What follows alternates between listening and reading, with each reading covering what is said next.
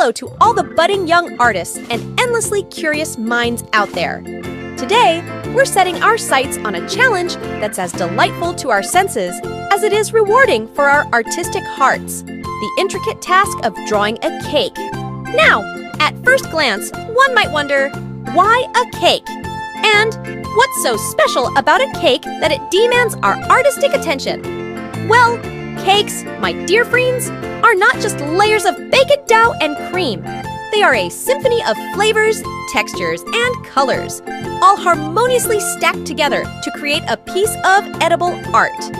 Think about the last time you saw a cake. Maybe it was at a birthday party, or perhaps you glimpsed one through the window of a patisserie. The base likely began as a soft, spongy layer, either golden with vanilla essence or dark and rich, imbued with the deepest cocoa. This base, while simple, sets the tone for the rest of our cake, much like the first stroke of color on a blank canvas. Above this base, there might have been additional layers, each separated by sweet, creamy fillings, perhaps a tangy raspberry coulis, a luxurious chocolate ganache, or a light, airy mousse. Each of these fillings not only adds a new taste, but also introduces a new texture, a new layer to our artistic exploration. Now let's move our gaze to the exterior of the cake, the part that often captivates our attention the most. Here, we find the frosting.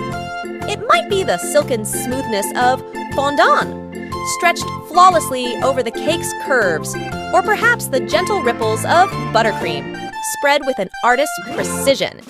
This frosting, with its varying textures and shades, challenges us to think about light and shadow, about how our pencils can capture the delicate sheen or the soft matte finish.